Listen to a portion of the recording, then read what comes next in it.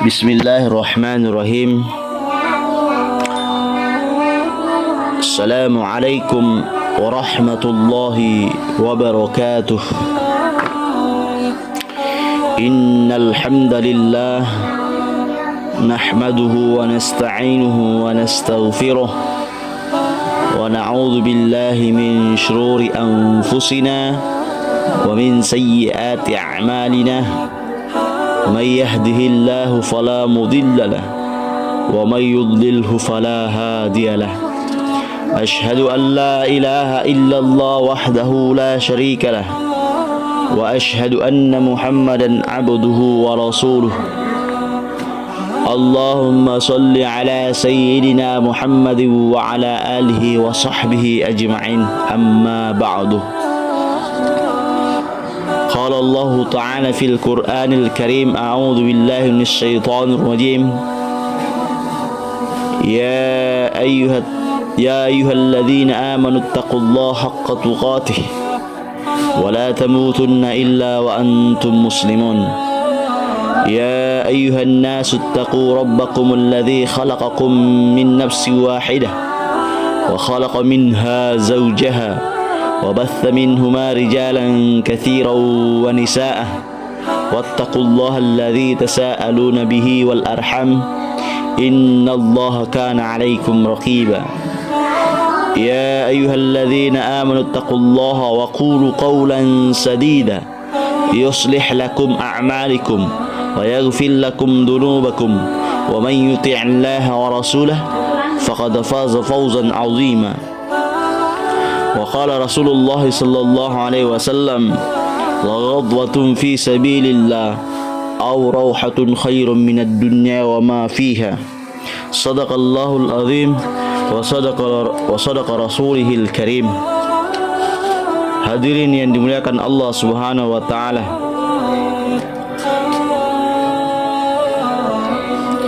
Dalam sebuah hasil penelitian disebutkan bahwa praktik politik uang telah menjadi hal yang umum dalam pemilihan umum di Indonesia, baik di tingkat nasional maupun lokal. Secara sederhana, definisi politik uang atau yang sering disebut money politik adalah praktik pemberian uang atau materi lainnya kepada pemilih untuk mempengaruhi pilihannya dalam pemilu. Perlu kita sadari bahwa praktik ini dapat merusak demokrasi karena dapat menghilangkan pilihan bebas pemilih dan mendorong penyalahgunaan kekuasaan. Lebih jauh lagi, praktik ini juga mendorong perilaku korupsi karena adanya biaya politik yang tinggi. Pasalnya, calon peserta pemilu atau pilkada harus mengeluarkan biaya puluhan hingga ratusan miliar untuk memenangkan pemilihan. Biaya ini dapat digunakan untuk membayar tim kampanye, iklan, dan menyogok pemilih untuk meraup suara pemilih. Untuk menutupi biaya politik yang tinggi, calon peserta pemilu atau pilkada yang melakukan politik uang akan cenderung untuk melakukan korupsi setelah terpilih. Logika sederhananya adalah seorang yang menggelontorkan modal di awal yang besar pasti ingin modal kembali dengan gaji yang sedikit, maka solusinya adalah dengan korupsi. Korupsi dapat dilakukan dengan cara menyalahgunakan jabatan atau kewenangan untuk mendapatkan keuntungan pribadi.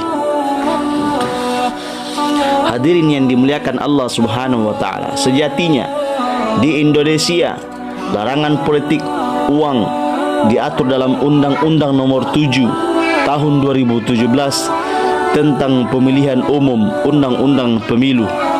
Pasal 523 ayat 1, 2, dan 3 dan juga pada pasal 515 dalam Undang-Undang Pemilu tersebut menyatakan bahwa setiap orang yang dengan sengaja pada saat pemungutan suara menjanjikan atau memberikan uang atau materi lainnya kepada pemilih supaya tidak menggunakan hak pilihnya atau memilih peserta pemilu tertentu atau menggunakan hak pilihnya dengan cara tertentu sehingga surat suaranya tidak sah, dipidana dengan pidana penjara paling lama 3 tahun dan denda paling banyak 36 juta rupiah.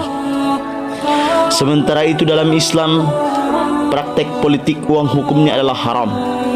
Hal ini karena praktik tersebut termasuk dalam kategori riswah, yaitu pemberian sesuatu kepada seseorang dengan tujuan agar orang tersebut melakukan atau tidak melakukan sesuatu. Dalam Al-Baqarah surah yang kedua ayat 188, Allah berfirman terkait larangan memakan harta dengan cara yang haram. A'udzu billahi minasyaitonir rajim.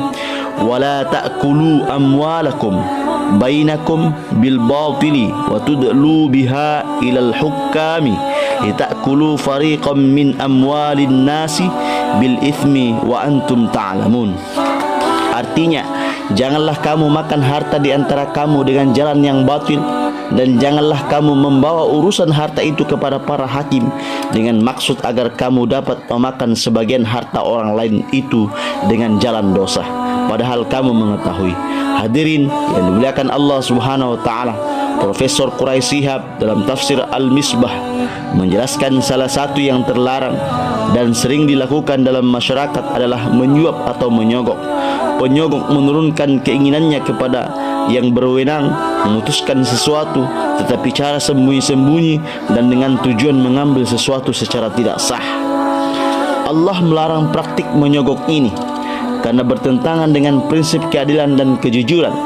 Tindakan suap dapat menyebabkan orang yang berwenang mengambil keputusan yang tidak adil dan tidak jujur, karena mereka telah dipengaruhi oleh suap yang diterimanya. Hal ini dapat merugikan pihak lain yang seharusnya mendapat haknya. Begitupun dalam hadis, Nabi Muhammad bersabda bahwa Allah telah melaknat penyuap dan penerima suap. Laknat adalah kutukan dari Allah Subhanahu wa taala, yang berarti pelakunya akan mendapatkan siksa dan murka dari Allah Subhanahu wa taala. An Ibdillah bin Amr wa qala la'ana Rasulullah sallallahu alaihi wasallam ar-rashiya wal murtashiya.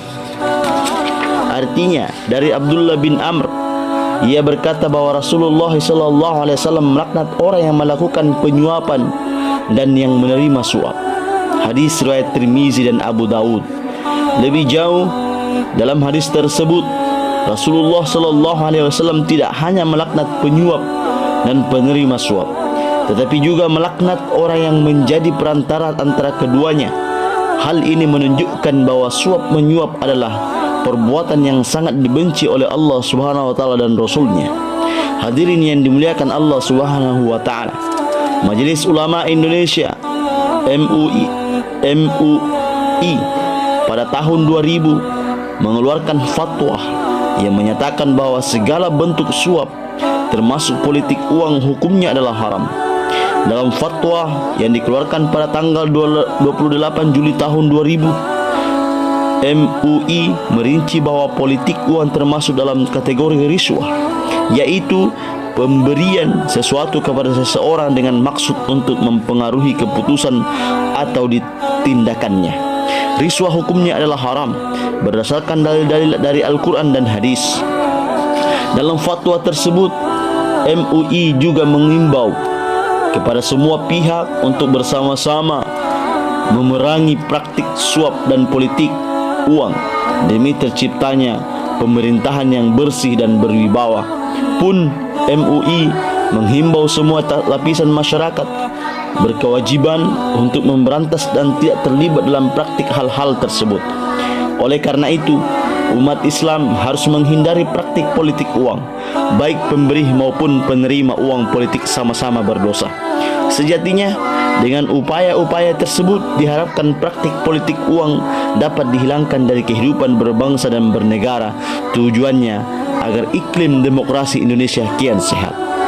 Semoga apa yang kita dengarkan ada manfaatnya bagi kita untuk semua, agar kita bisa mengamalkan, menyampaikan dalam masalah praktik uang politik.